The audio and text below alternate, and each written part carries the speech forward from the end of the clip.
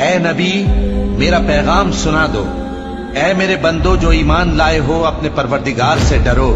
جن لوگوں نے اس دنیا میں نیکی کی ان کے لیے بھلائی ہے اور اللہ کی زمین کشادہ ہے۔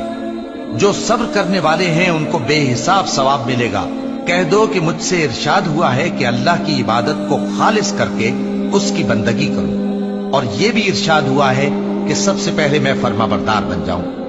کہہ دو کہ اگر میں اپنے پروردگار کا حکم نہ مانوں تو مجھے بڑے دن کے عذاب سے ڈر لگتا ہے۔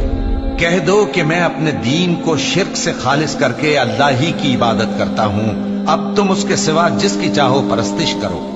کہہ دو کہ نقصان اٹھانے والے تو وہی لوگ ہیں جنہوں نے قیامت کے دن اپنے آپ کو اور اپنے گھر والوں کو نقصان میں ڈالا۔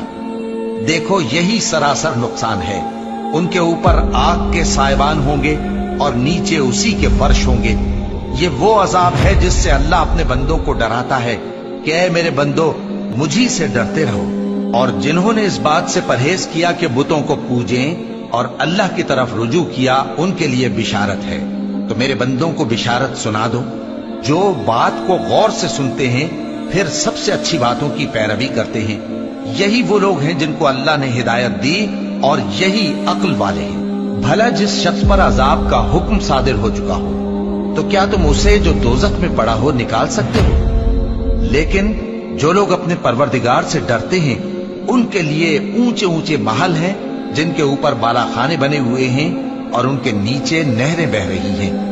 یہ اللہ کا وعدہ ہے، اللہ وعدے کے خلاف نہیں کرتا۔ کیا تم نے نہیں دیکھا کہ اللہ آسمان سے پانی نازل کرتا، پھر اس کو زمین میں چشمے بنا کر جاری کرتا، پھر اس سے کھیتی اگاتا ہے جس کے طرح طرح کے رنگ ہوتے ہیں، پھر وہ تیار ہو جاتی ہے، پس تم اس کو دیکھتے ہو کہ زرد ہو گئی ہے، پھر اسے چورا چورا کر دیتا ہے۔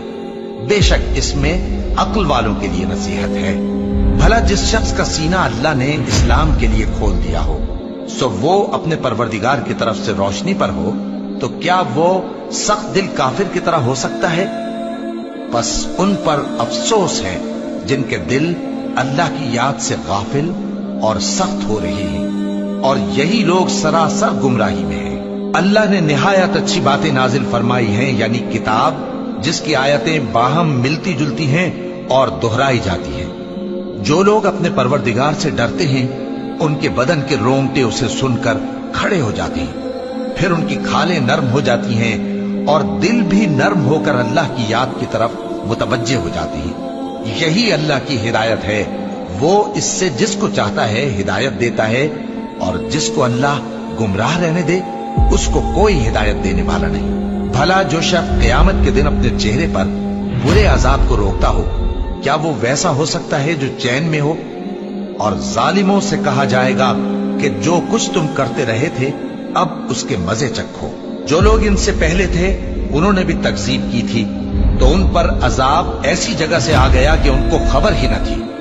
پھر ان کو اللہ نے دنیا کی زندگی میں رسوائی کا مزہ چکھا دیا، اور آخرت کا عذاب تو بہت ہی بڑا ہے۔ کاش یہ سمجھ رکھتے، اور ہم نے لوگوں کے سمجھانے کے لیے اس قرآن میں ہر طرح کی مثالیں بیان کی ہیں تاکہ وہ نصیحت حاصل کریں۔ یہ قرآن عربی ہے جس میں کوئی عیب اور اختلاف نہیں تاکہ وہ ڈر مانے۔ اللہ ایک مثال بیان کرتا ہے کہ ایک شخص ہے جس میں کئی آدمی شریک ہیں مختلف مزاج کے، اور ایک آدمی پورے کا پورا ایک شخص کا غلام ہے۔ بھلا دونوں کی حالت برابر ہے؟ نہیں، الحمدللہ، مگر یہ اکثر لوگ نہیں جانتے۔ اے پیغمبر تم بھی مرنے والے ہو اور یہ بھی مرنے والے ہیں، پھر تم سب قیامت کے دن اپنے پروردگار کے سامنے جھگڑو گے۔